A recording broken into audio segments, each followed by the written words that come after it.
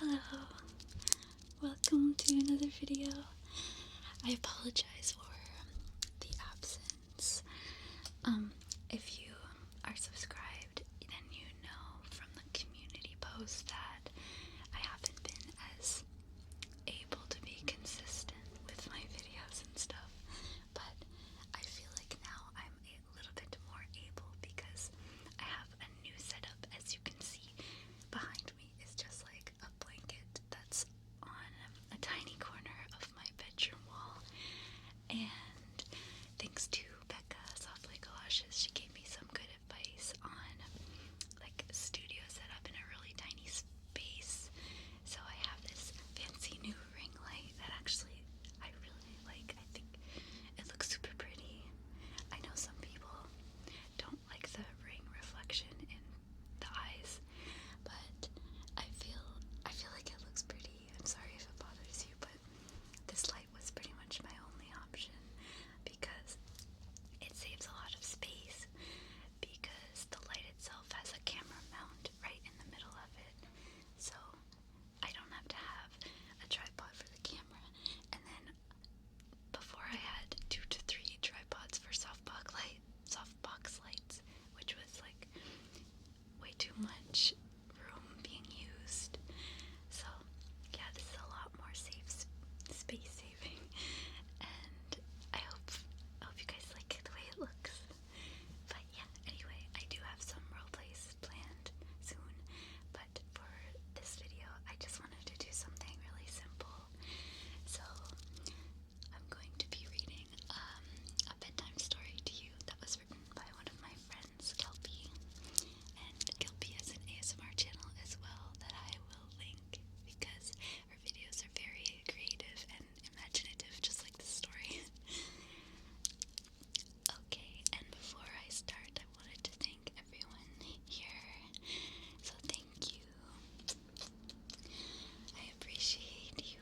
Thank you for sticking around and being patient with me. I really appreciate you guys. Okay, let's get reading. So I have on my tablet here the story. So it's called The Leaking Lizard, and it's actually inspired by a D&D group that we were doing. So it's kind of like based in like a medieval fantasy kind of setting. Okay, so let's start. I was a little late for my shift again. Not that anyone inside was tracking time, given the town clock was the only means of tracking it. I walked into the Leaking Lizard to see the usual morning breakfasts being served, and my employee, a serving wench elf by the name of Lessa. She was threatening to beat the coppers out of Trintoul, our blacksmith, who was always fast to demand payment and all too slow to pay his own debts. Lessa wasn't some high-born snooty elf. She had been raised in a city orphanage before joining the town watch. She had more in common with an orc berserker than most would expect.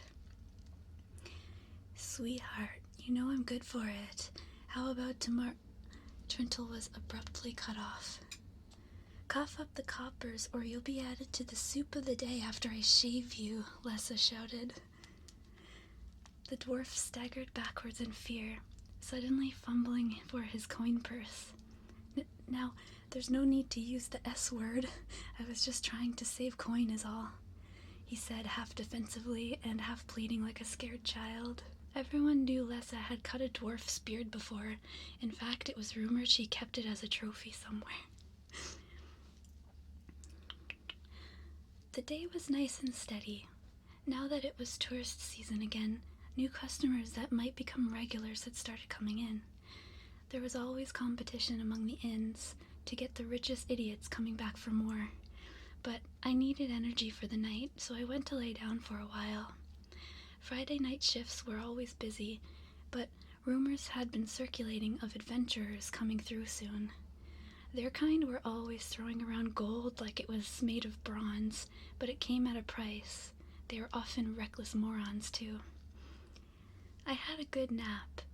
I woke up to the sound of music downstairs, though. Some band had set up on our stage. It wasn't the worst music ever, but it was a bit chaotic. Something about bricks and walls. Didn't pay it much mind. We're always happy to offer free drinks to entertainers if they keep the customers happy. It was night now.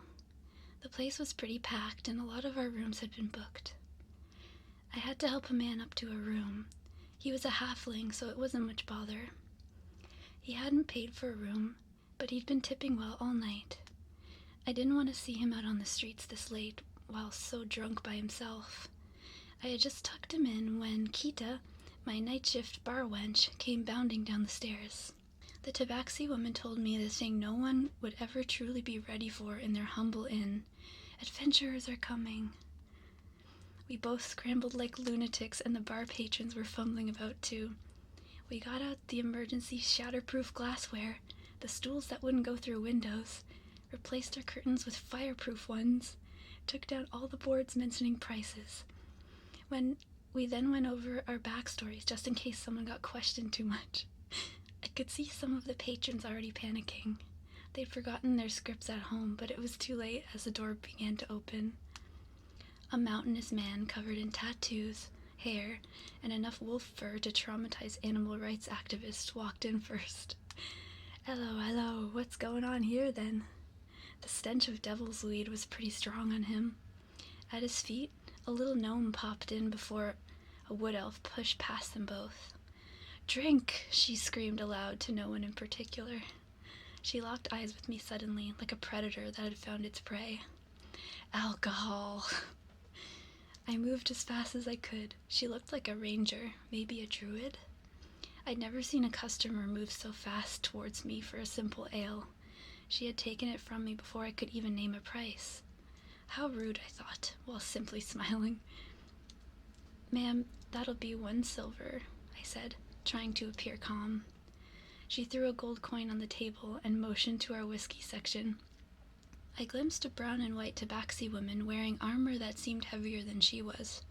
She seemed to be moving table to table, abandoning conversations as if looking for some specific information.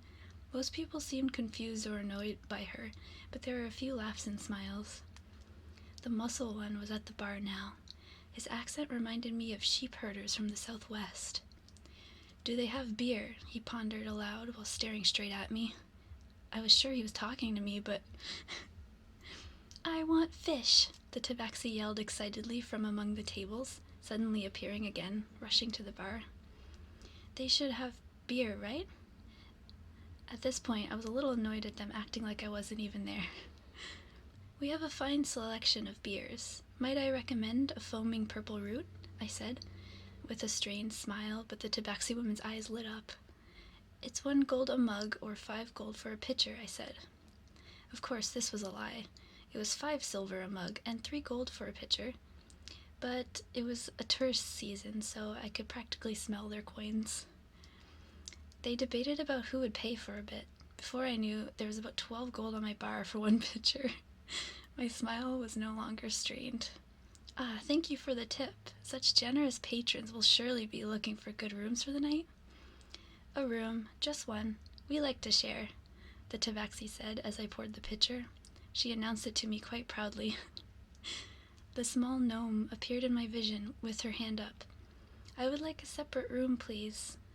I convinced them to take the Lily Suite, which was normally reserved for more refined guests, but they seemed to be able to afford it, all things considered. I wondered what could possibly go wrong. They were a bit odd, but otherwise fine, I thought. Oh, how wrong I was. About an hour later, they were all tanked up on various things. I'm pretty sure that herbal tea the barbarian drank wasn't normal tea at all. He seemed to be fighting something while singing on stage with the lute he'd found. The small one had climbed on a table to be at eye level with an orc. The tabaxi woman was crying in front of me about a lost friend, while I watched the wood elf hiding in the corner with a small barrel of ale she'd bought. She was holding it like a valued treasure. That's when everything went to shit. After the gnome called her over, the tabaxi woman stumbled forward. She began slurring her words about not being mean to her new friends and prodding the orc with a clawed finger. Before you could say, "Praise the Dark Lord," the orc had thrown himself into her. At first they seemed equally matched, but the gnome yelled out, "Kick his beans, Biffy!" Empowered by the motivation, the tabaxi threw the orc into a table before drunkenly falling on it. What I did not expect to see was someone run to the gnome and flip the table she was standing on. The gnome was sent flying to the cold ground, yelling in a panic. The drunk elf, who had been quietly drinking, suddenly screamed out, "Bar fight!" She threw an empty glass at the young man who stood up to protest her. His wife threw a plate back like a saucer, but the elf had been in bar fights before and dodged it expertly. The singing barbarian stopped fighting on stage, slamming the lute down on the head of someone who had come too close. I was pretty sure that'd leave a nasty bruise. The place erupted into chaos. One of my bar wenches dashed past me, claws out, hackles raised, mouth wide open hissing. She crashed into the first brawler she could and began clawing at them. In truth, she was more a bouncer than anything else. I grabbed my only real defense against these lunatics, a trusty ice-enchanted warhammer. You came to the wrong, overpriced tavern to be starting fights. I had retired from adventuring years ago, but I had kept my banhammer arm strong. I leapt across the counter, swinging down the hammer like some demigod from a painting. The poor goblin had only thrown a glass, and I could see in his eyes he deemed this overkill. Indeed it was, but no one messes with the leaking lizard inn. I looked up just in time to see a flaming ball hit the bar. I hit the flaming area with an ice hammer to put it out. Alright, who the hell is casting fire magic indoors like some kind of numpty? It was then the tabaxi girl got up from the orc.